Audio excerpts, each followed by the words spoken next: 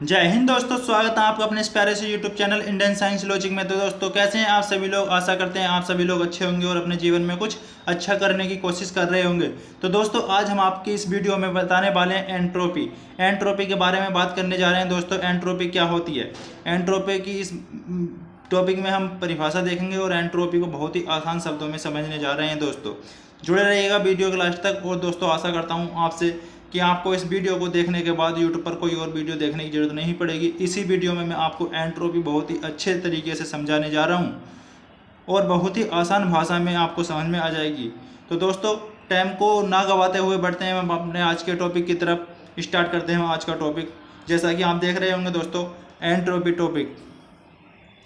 तो दोस्तों एंट्रोपी क्या होती है, एंड इसके बारे में बात कर लेते हैं। इसकी डेफिनेशन क्या होती है, परिभाषा क्या होती है। दोस्तों सबसे पहले हम इसकी परिभाषा के बारे में बात कर लेते हैं, आखिर एंट्रोपी क्या होती है। तो बढ़ते हैं हम एंट्रोपी की तरफ। तो दोस्तों यह एक ऊष्मा की मात्रा का फलक होता है जो ऊष्मा को कार्य में परिवर्तित करने की संभावना को प्रदर्शित करता है। तो दोस्तों आपको इससे क्या समझ में आया कि यह एक ऊष्मा की मात्रा का फलक होता है, ठीक है, जो ऊष्मा को कार्य में परिवर्तित करने की संभावना को प्रदर्शित करता है। दोस्तों एक एग्जाम्पल के माध्यम से हम आपको समझाने का प्रयास करते हैं। जैसा कि हमारा कोई ये एक निकाय है दोस्तों, ठीक है, इसमें छोटे छोटे अणु भरे हुए हैं, ठीक है, और हम इसे नीचे से हीट प्रदान करा रहे हैं, ठीक है दोस्तों, हम इसे नीचे से हीट यानी कि ऊष्मा दे रहे हैं। तो जब ये निकाय गर्म होगा तो ये छोटे छोटे जो अणु हैं इसके अंदर ये कंपन करने लगेंगे, आपस में एक दूसरे की तरफ भागने लगेंगे, मोशन करने लगेंगे दोस्तों, ठीक है। जब इसे नीचे से हम ऊष्मा देंगे तो ये गर्म हो जाएगी और गर्म होने के बाद में ये अणु आपस में कंपन करने लग जाएंगे और एक दूसरे की तरफ भागने लग जाएंगे। तो ऊष्मा जो है हमारी ये कार्य में कन्वर्ट हो रही है। कार्य क्या कर रहे हैं, यानी कि ये अणु इसका अंदर जो भरा हुआ वाटर है, वाटर के जो छोटे छोटे अणु हैं वो आपस में कंपन करने लग जाएंगे, एक दूसरे की तरफ भागने लग जाएंगे। तो दोस्तों इसका एक एग्जांपल और ले लेते हैं। जैसे हमारा प्रेशर कुकर होता है, प्रेशर कुकर में हम भोजन पकाते हैं। जब हम प्रेशर कुकर को नीचे से उष्मा देते हैं, उसके नीचे से आग बजालते हैं, तो प्रेशर कुकर के अंदर क्या होता है, उसमें हम वाटर डालते हैं। वाटर डालने के बाद में हम उसमें अपनी दाल वगैरह जो भी हमें भोजन पकाना होता है उसके अंदर डाल देते हैं। और जैसे ही हमारा प्रेशर कुकर हीट को ग्रहण करता है, उष्मा को ग्रहण करता है, और जब उसके अंदर का वाटर गर्म हो जाता है तो वाटर के जो छोटे छोटे अणु हैं वो ऊपर की तरफ भागने लग जाते हैं। और जब पूरा वाटर गर्म हो जाता है तो उसके बाद हमारा भोजन पकने लगता है। तो नीचे से हम प्रेशर कुकर को उष्मा दे रहे हैं और वो उष्मा किस चीज़ में कन्वर्ट हो रही है, कार्य में कन्वर्ट हो रही है, क्योंकि जो हम भोजन पका रहे हैं प्रेशर कुकर में वो एक कार्य हो रहा है। तो दोस्तों आशा करते हैं ये इस एग्जाम्पल से आपको बहुत ही अच्छे तरीके से समझ में आ गया होगा। यह एक ऊष्मा की मात्रा का फलक होता है जो ऊष्मा को कार्य में परिवर्तित करने की संभावना को प्रदर्शित करता है। तो दोस्तों आगे बढ़ते हैं। इसके एंट्रोपी के कथन के बारे में कुछ क्लासियस ने भी अपने शब्दों में परिभाषा दी थी, उस परिभाषा को हम देख लेते हैं। क्लासियस ने क्या कहा था इसके बारे में। क्लासियस की असमानता के अनुसार किसी निकाय की अव्यवस्था की माप को एंट्रोपी कहते हैं। अतः किसी विलिखित निकाय की अव्यवस्था बढ़ने पर उसकी एंट्रोपी भी बढ़ जाती है। इसमें दोस्तों क्लासियस क्या कह रहे हैं कि किसी निकाय की अव्यवस्था की माप को ही एंट्रोपी कहते हैं। अतः किसी विलिखित निकाय की अव्यवस्था बढ़ने पर उसकी एंट्रोपी भी बढ़ जाती है। यानी कि दोस्तों हमारा जैसे कि ये कोई निकाय है, ठीक है, इसमें ये छोटे छोटे अणु हैं, ये आपको छोटे छोटे अणु दिख रहे हैं इसमें, ठीक है दोस्तों। तो आप देख रहे होंगे इस निकाय में इन अणुओं की कोई व्यवस्था नहीं है, व्यवस्था नहीं बन रही, ठीक है दोस्तों। ये किसी निश्चित क्रम में या निश्चित व्यवस्था में व्यवस्थित नहीं है, ये एक दूसरे की तरफ बिखरे हुए हैं, ना इनकी पंक्ति है ना इनकी रो है, कुछ पता नहीं चल रहा, ये निकाय में इधर उधर ऐसे बिखरे पड़े हैं, इनकी कोई निश्चित व्यवस्था नहीं है। तो इसी को हम क्या कहते हैं दोस्तों, एंट्रोपी। इसी को क्या कहते हैं हम, एंट्रोपी। तो दोस्तों क्लासियस ने यही कहा था कि किसी निकाय की अव्यवस्था को ही हम एंट्रोपी कहते हैं। जैसे कि आपने इस निकाय के माध्यम से देख लिया होगा, तो दोस्तों और क्या कह रहे हैं, ये एंट्रोपी कहते हैं। अतः किसी विलगित निकाय की अव्यवस्था बढ़ने पर उसकी एंट्रोपी बढ़ जाती है। जैसा कि दोस्तों हम इस निकाय की बात कर लेते हैं, इस निकाय में अव्यवस्था बहुत ज़्यादा बढ़ी हुई है क्योंकि ये कोई व्यवस्था में नहीं है। ये जो छोटे छोटे अणु हैं ये कोई व्यवस्था में नहीं है, तो इनमें बहुत ज़्यादा अव्यवस्था फैल रही है, तो इसी को हम एंट्रोपी कहते हैं।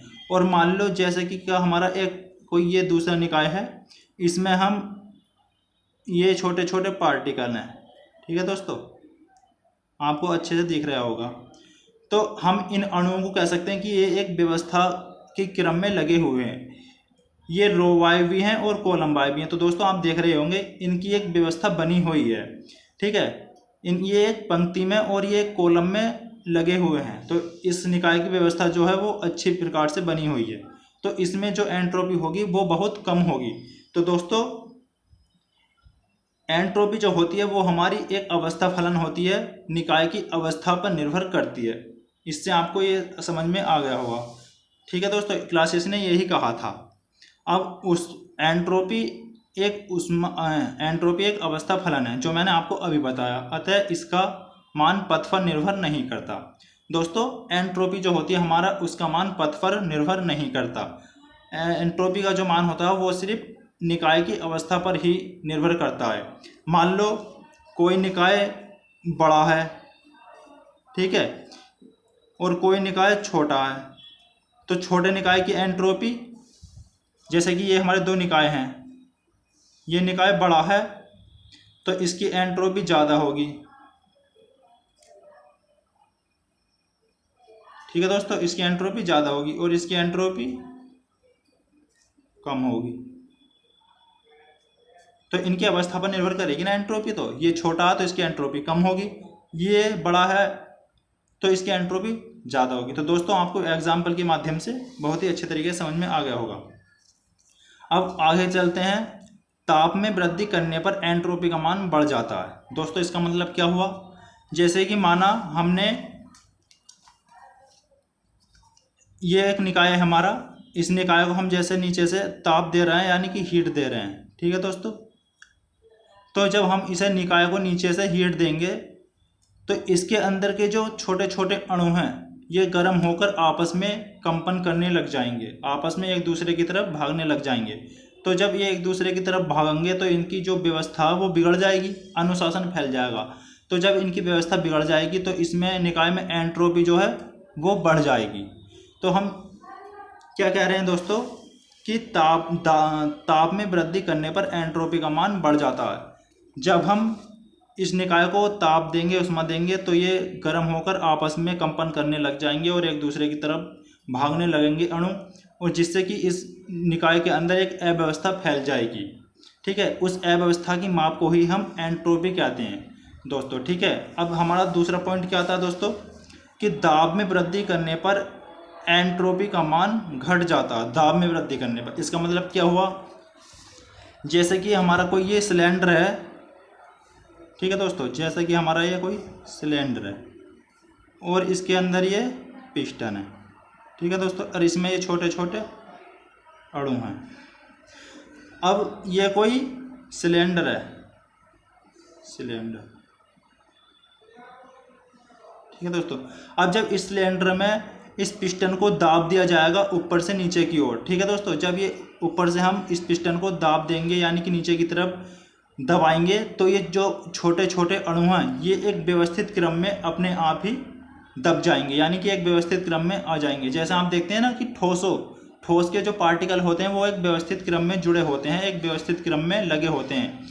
ठोसों में सबसे कम एंट्रोपी होती है। तो दोस्तों आपने इस एग्जाम्पल के माध्यम से भी अच्छे से समझ लिया होगा कि जब जैसे कोई ये सिलेंडर है, इस सिलेंडर के छोटे छोटे अणु हैं इसके अंदर, जब हम इसको ऊपर से दाब देंगे तो ये जो प्रेशर पड़ेगा इन पर, तो ये प्रेशर के कारण एक व्यवस्थित क्रम में दबकर एक जगह इकट्ठे हो जाएंगे।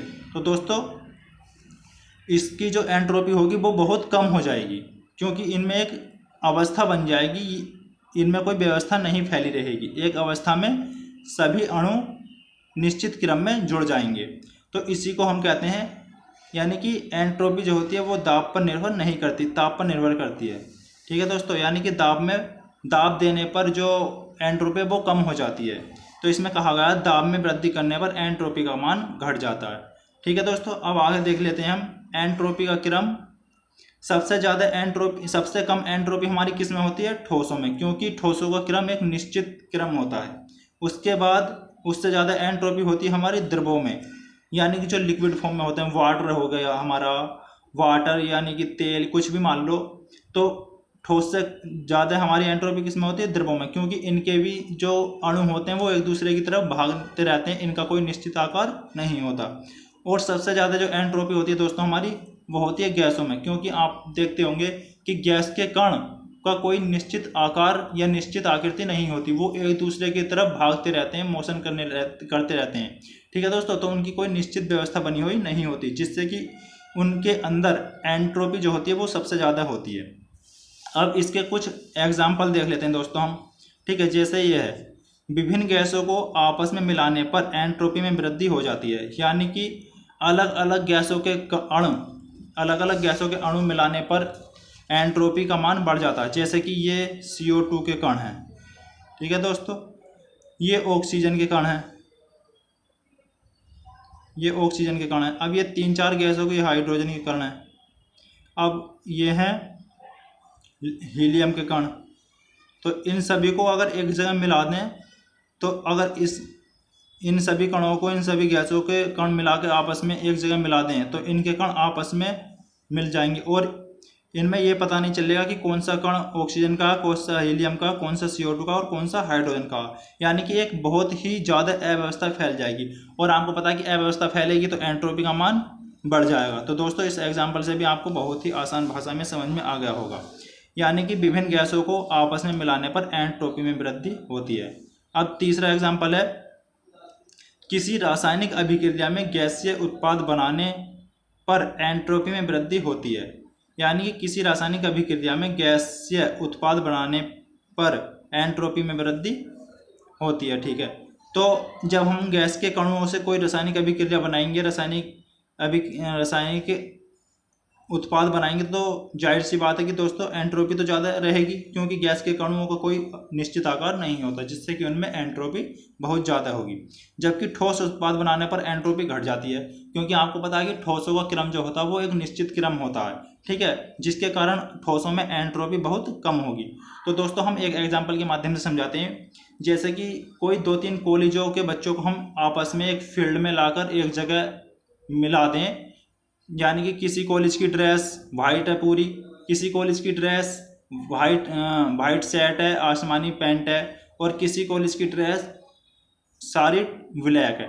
तो दोस्तों, हम जब तीनों कॉलेजों के बच्चों को आपस में एक फील्ड में छोड़ देंगे, तो वहाँ की जो व्यवस्था है, वहाँ का जो अनुशासन है वो बिगड़ जाएगा, क्योंकि कहीं देखेंगे हमें वाइट, कहीं दिखेंगे हमें काले काले यानी कि ब्लैक ड्रेस वाले, और कहीं दिखेंगे हमें आसमानी बुस्केट और ब्लू पैंट वाले। तो दोस्तों, वहाँ की जो व्यवस्था है वो बहुत ज़्यादा खराब हो जाएगी, जिसके कारण हम कहेंगे कि वहाँ पर बहुत ज़्यादा एंट्रोपी है। और एक उदाहरण लेते हैं हम, जो जैसे दोस्तों हम जब क्लास में पढ़ते हैं, जब तक हमें क्लास में टीचर पढ़ाता है तो जब तक बच्चे शांत बैठ के बहुत अच्छे तरीके से पढ़ते हैं, और जैसे ही टीचर पढ़ा के बाहर निकल जाता है तो वैसे ही बच्चे शोर करने लग जाते हैं, बच्चे एक दूसरे की सीट पर भागने लगते हैं। तो उस स्थिति में भी हम क्या कहेंगे, वहाँ की एंट्रोपी बहुत ज़्यादा है। और जब तक टीचर क्लास में रहेगा तो एक अनुशासन बना रहेगा, एक व्यवस्था बनी रहेगी, तो वहाँ पर एंट्रोपी बहुत कम होगी। तो दोस्तों, यहीं पर हम एंट्रोपी टॉपिक को लास्ट करते हैं। आशा करते हैं आपको बहुत ही अच्छे तरीके से एंट्रोपी समझ में आ गई होगी। तो दोस्तों, अगर आपको वीडियो अच्छी लगी हो तो वीडियो को लाइक करना एंड चैनल को सब्सक्राइब करना। और दोस्तों, मिलते हैं किसी नेक्स्ट टॉपिक के साथ, जब तक के लिए जय हिंद, जय भारत।